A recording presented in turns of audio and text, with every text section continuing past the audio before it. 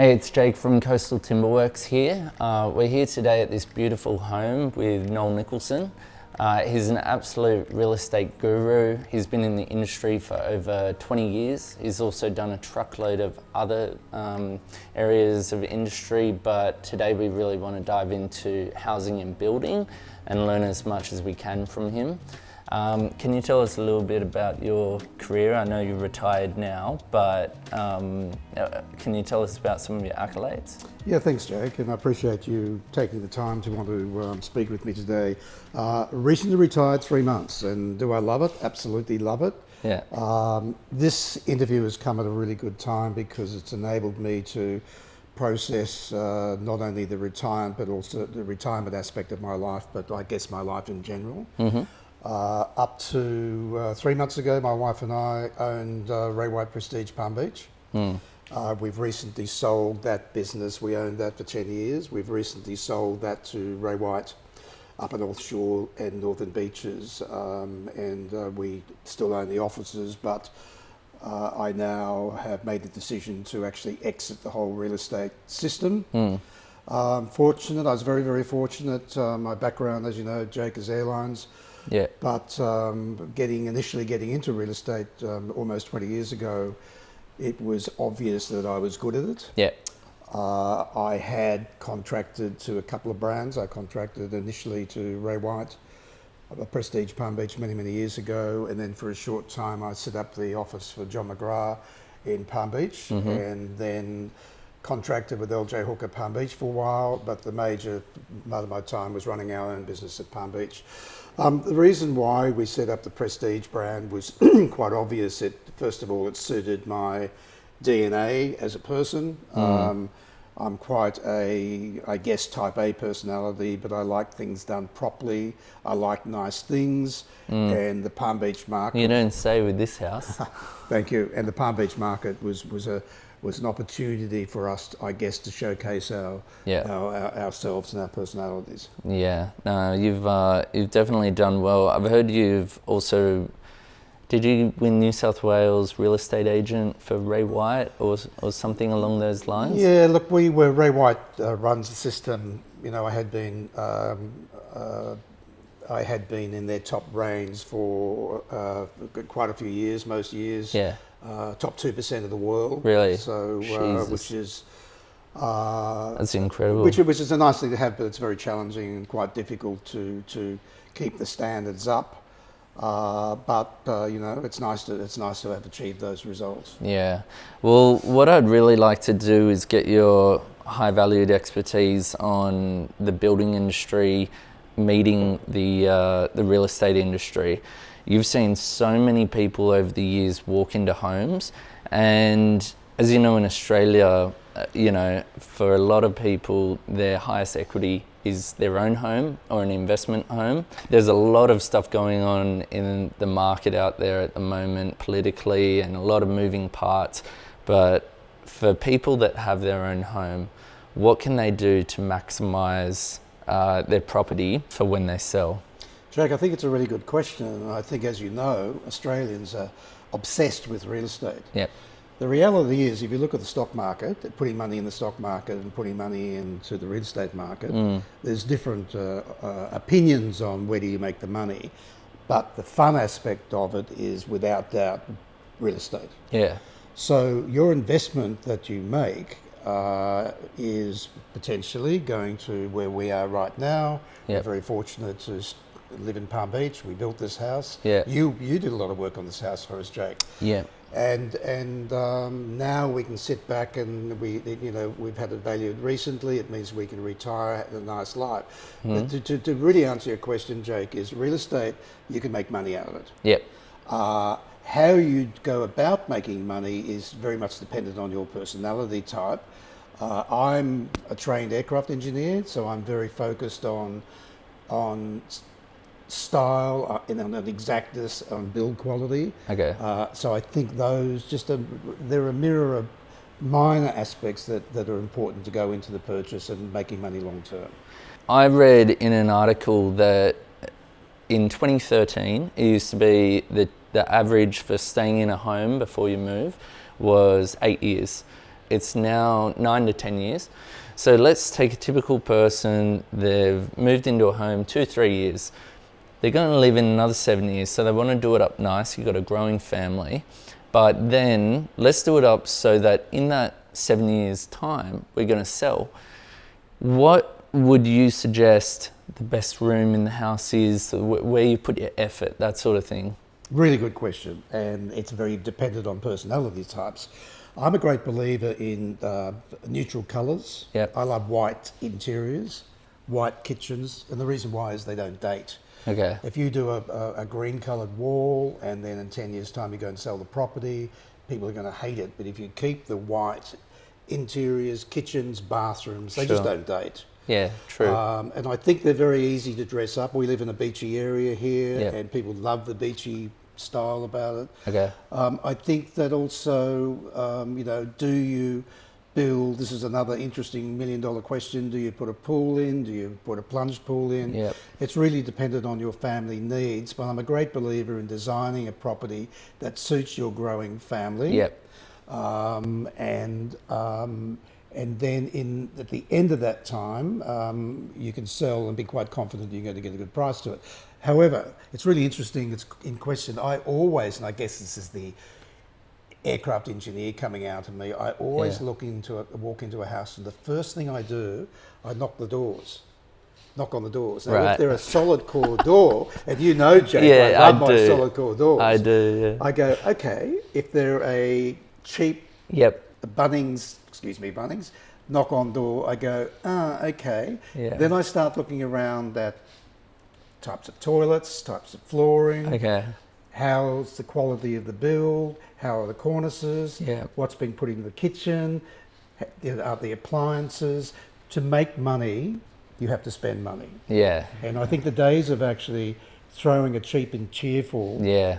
the buyers these days are very sophisticated. Well, I was going to touch a little bit on that because I've been working a little bit around interior designers, but also homeowners. As you know, you go on Pinterest, you go on Instagram, and they tend to be going for a little bit more of a bold kind of design. I think in the 2000s, maybe the 2010s, there was a lot of white, everyone was going for it, but now we always have to do what the client wants, and we want to do what the client wants. They tend to be going for your gold tapware, your big cream tiles, your statement pieces, your kitchens, they're changing. Now, I know there's trends, but I'm trying to see, do people that walk through the door in 2026 have a different mindset as, say, 2015? Yes, they do, and it's a question of education. And people are more educated, they're more Right. sophisticated. The buyers are more sophisticated. I know, Jake, you and I talked about new buyers coming into the country. We've got a lot of buyers from the UK coming in now. They're different. We've got a lot of Asian buyers. Yeah. They're different. So I think we have to mould the properties that we're actually selling to for example, and I'm still getting phone calls from people that I've sold old houses to. They'll ring me and say, Noel, what do you think? Should we build? And we do know how exorbitant the prices are at the moment. Mm-hmm. What should we build? Do we need to go with a designer architect? Or would it be okay just to go with an average architect? Do I believe in architects? Absolutely I do. Me And too. the reason I do Yep. is because I love development and I love new ideas coming in, and I see things now and go, wow, I love that. So your sophistication you're talking about now versus 2026, say, versus in 2016, is an evolutionary process where people are changing, and it's a bit like EV cars now. Yeah. Every man and his dog has an EV car, which is another question. Yeah. People say to me when they ring, when I was working in real estate, they'd say, Noel, can you talk about the sustainability of the house? That was never talked about before. I was going to touch on that, actually. Secondly, they'll talk Yeah. about, does it have charging system for our cars? Yep. Does it have battery pack? So sustainability Yeah. has become a really important aspect Yeah. of your development and what people are looking for to buy. I was going to touch base on sustainability and passive homes. So one of the big things about the passive homes is that making it healthy, because people are spending more time in their home than they used to. You know, you could arguably say 20, 30 years ago, or maybe 20, that, you know, you would have the wife and the husband would go to work, the kids are at school, no one's really in the house. Whereas these days, we've actually got so much work from home. The work from home was, I think in a study, 46% of professionals work from home at some stage during the week. Well, both my children, and you know they're very Yeah. good 20-year-olds, Jake, work from home. Yep. There's another element too, Jake, that's coming into it now where because of the housing shortage and housing crisis, people are retiring, and I know in European families, with Asian families, having parents come and live in their houses is a big thing, and that's becoming more relevant in Australia as well. Or bringing your parents in, one might die. So what does that mean? That now means that you have to build a separate area to the property. Our architect had a name for it. I think he called it third generation. Yes, Yeah. So there's another change. Yeah. Sustainability we've talked about. Okay, so let me chuck one at you.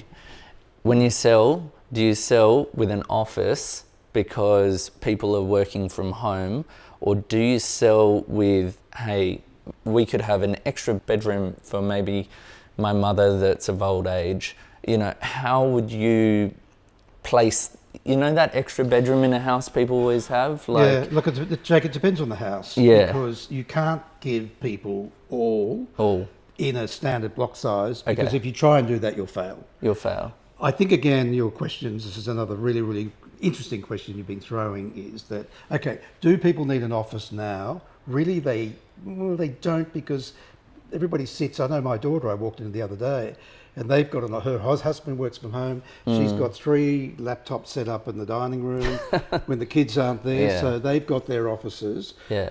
They've got a bedroom. So it really depends on what you want in your family. Yeah. You know, if you end up building another bedroom, having a 4th bedroom versus a 3rd bedroom, is that important? Yes, it is.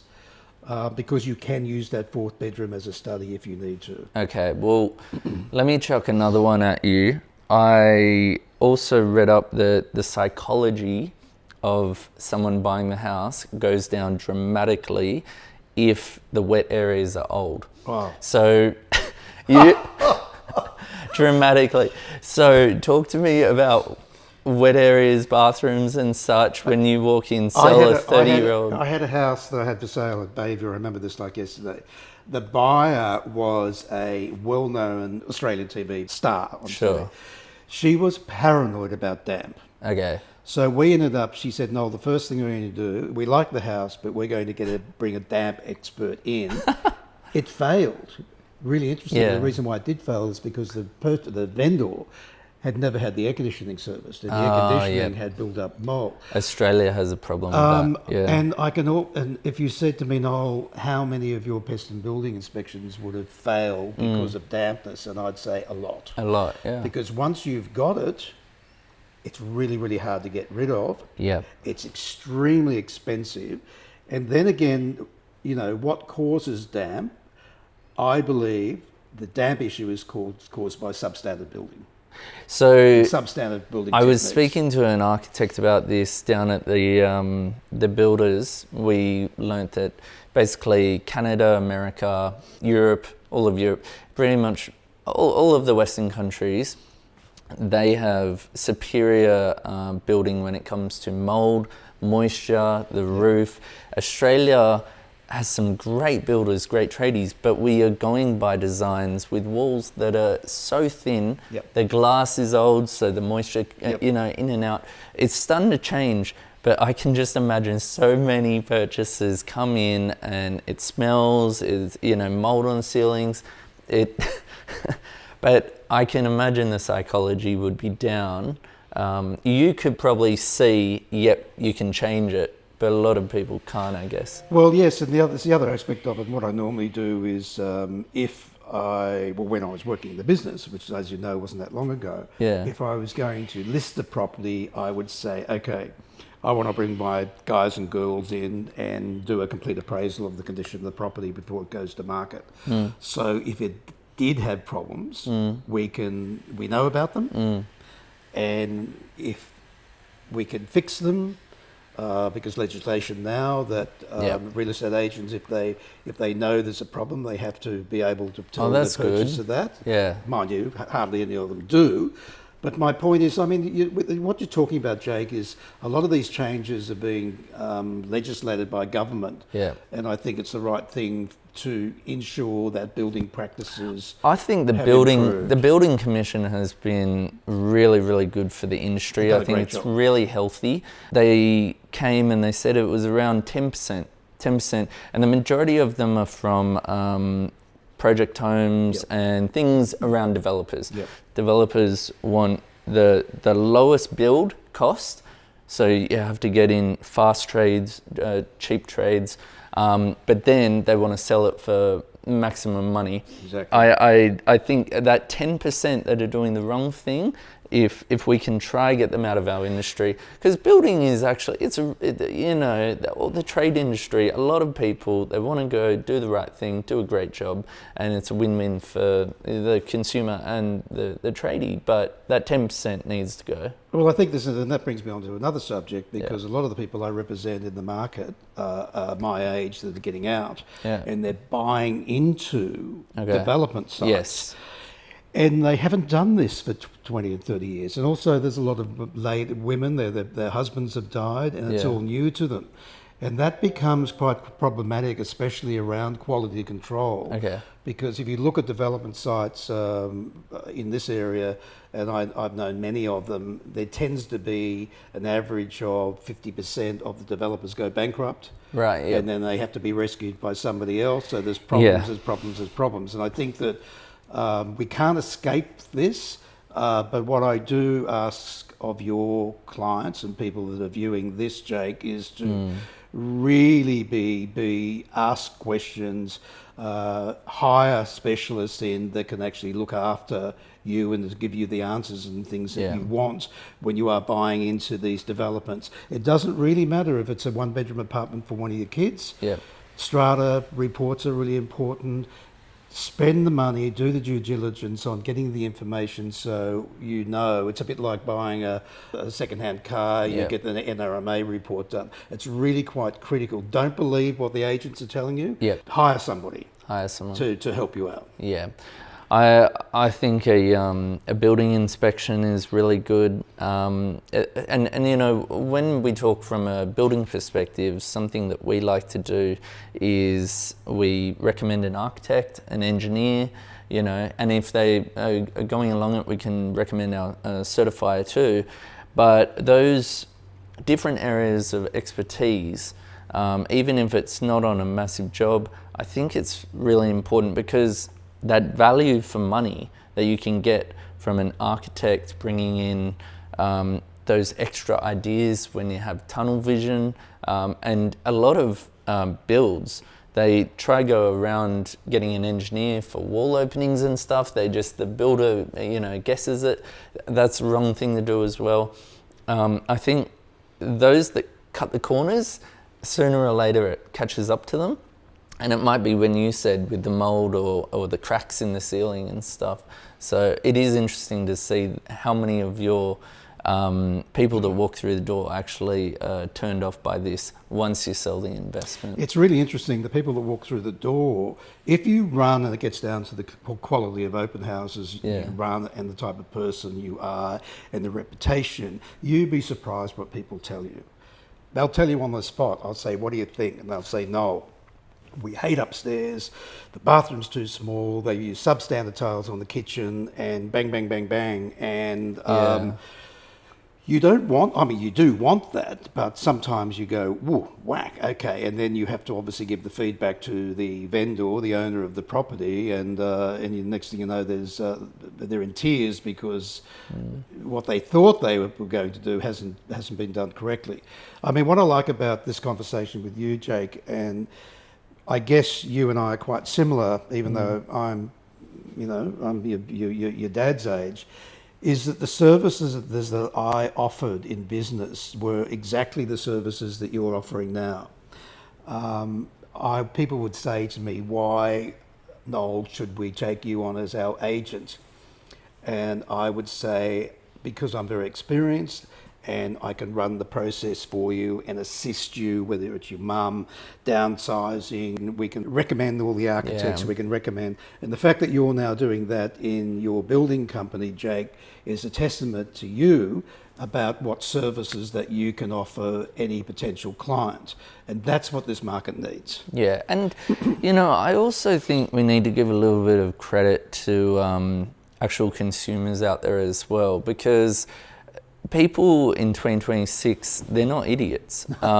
It's common knowledge. I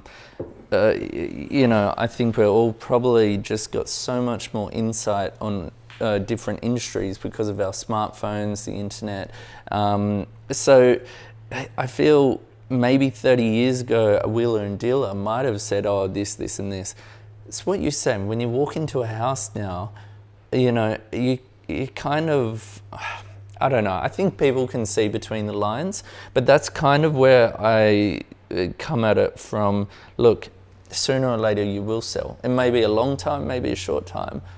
Do it properly, because it'll catch up to you, Oh, I think it is. I mean, and also the aspect of builder's warranty insurance, and for people to feel comfortable that they're going to be spending, whether it's 2 million, 3 million, 5 million, 10 million, 15 million, 20 million. It's really interesting.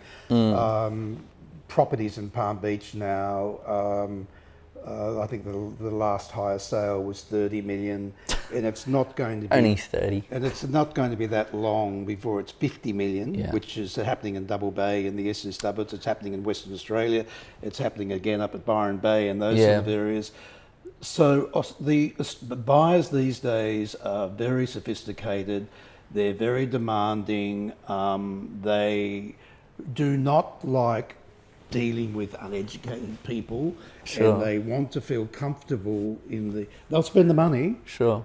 as long as they feel comfortable that the product they're buying is a good product. Yeah, no, that definitely makes sense.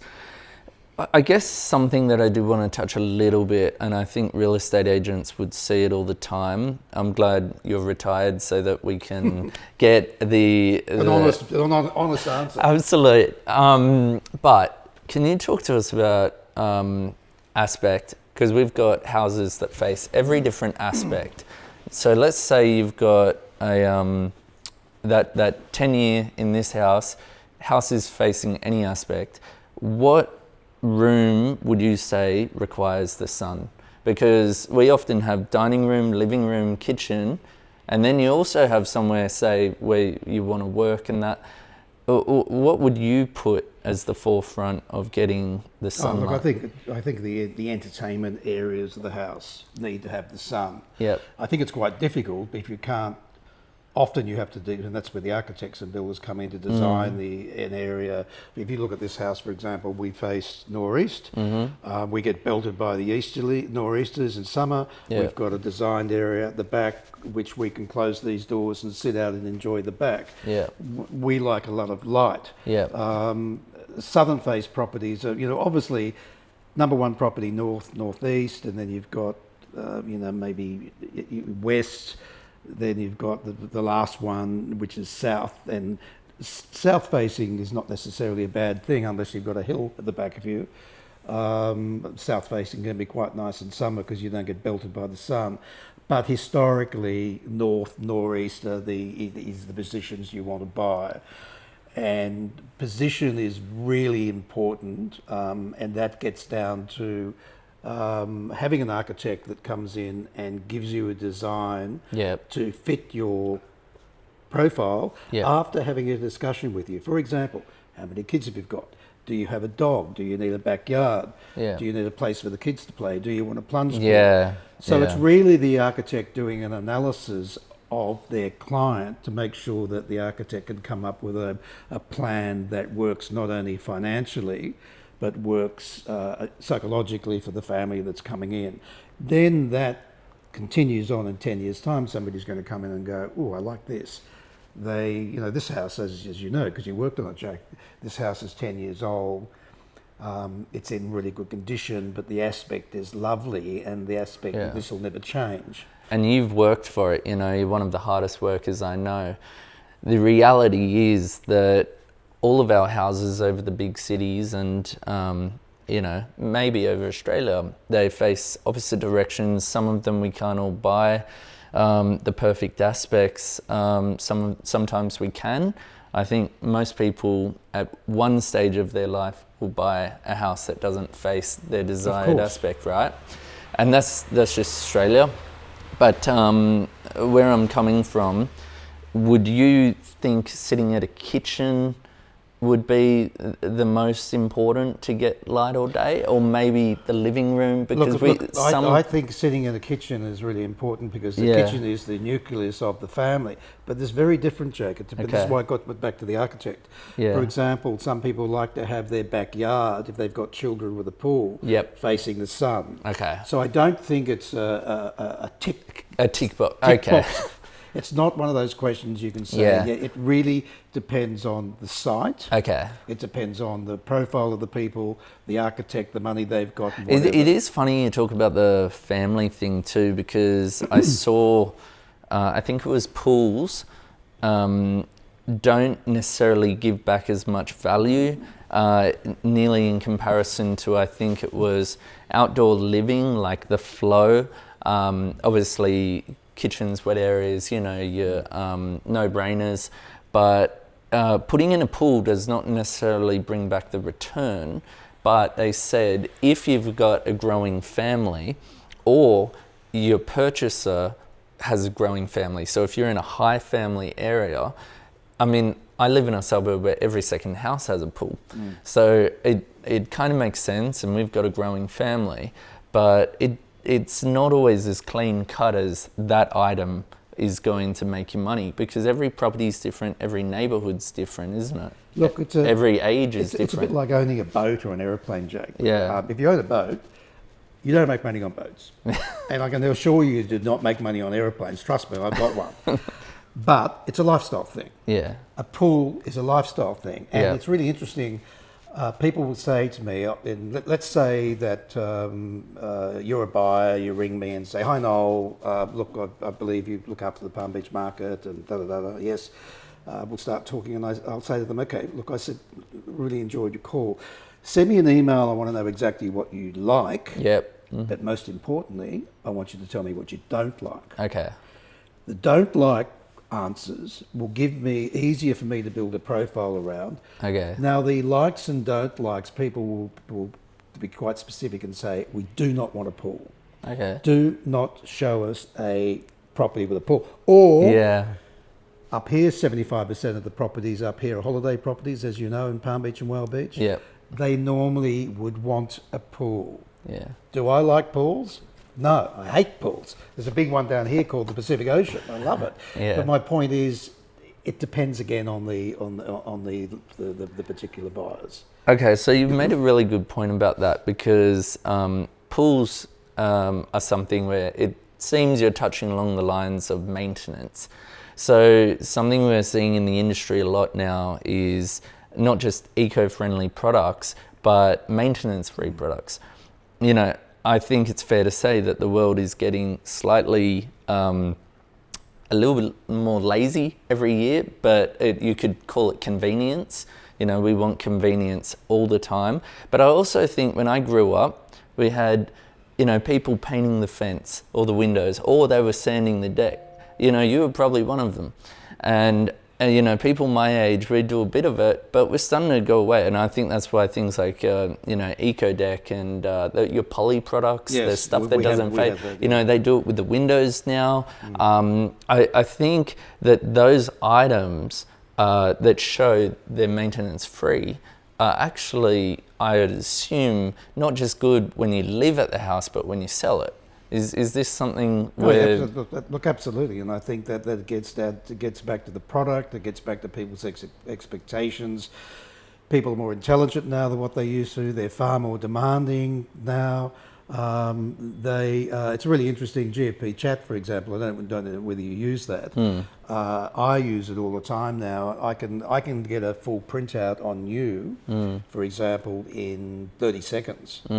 They can get a printout on me with all my history in 30 seconds. So if I'm looking at a product, for example, I can put a product into GFP Chat and know within 30 seconds what that's like and whether it suits me. So education, which I know you touched on before, people are far more educated now, and the requirements have changed. We've talked about sustainability. We've talked about getting money back on their investment. Yeah.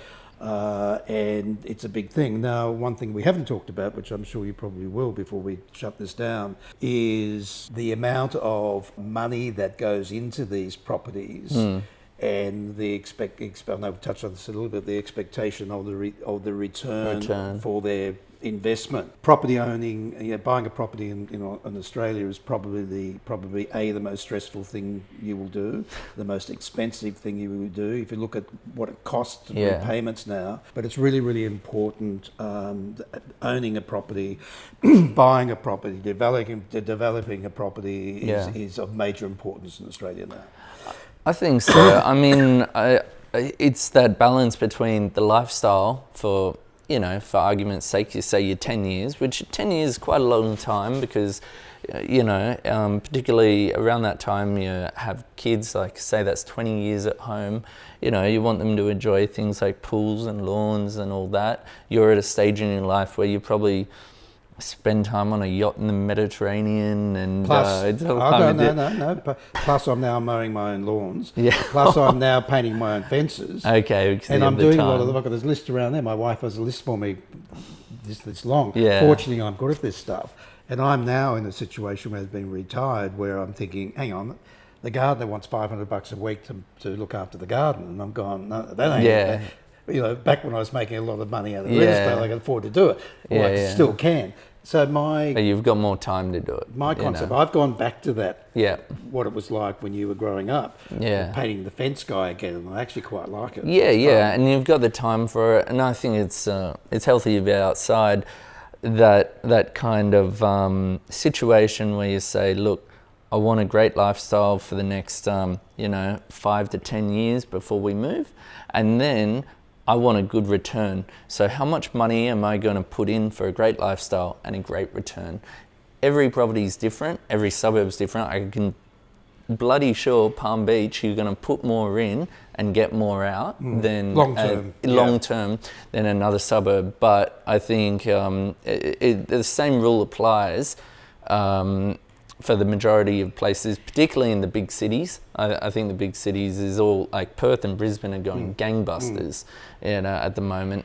Sydney and Melbourne seem to just one way or another keep going. So I think with the big cities, being smart with your money, not over-capitalising, but capitalise enough so that you can walk people through and they'll love it as much as you enjoy it. Yeah, look, I think that's you've hit the nail on the head, Jake. And I think also, just finishing off, I guess now on the conversation is be educated about the process. Referral is really important, and I know that I get quite a lot of phone calls checking you out, Jake, and I've used you for years, and I certainly wouldn't do that if I didn't believe in people. Do your homework, be adventurous, use an architect. Don't believe what the average real estate agent tells you. Go online, check people out, and build what you love. Obviously, if you're going to buy and flick it, can do it cheap and cheerful, well, that's different again, but you got to be really careful if you're doing it cheap and cheerful, because it's very hard to do it cheap and cheerful these days. But if you've got an educated basis about the process and enjoy it, you'll have fun and you'll make a lot of money out of it. Thanks for your time, Nolly. That was awesome. I hope I haven't bored you too much, Jake. Not at all. I always appreciate talking to real estate gurus. Good on you. Thank you. Thanks.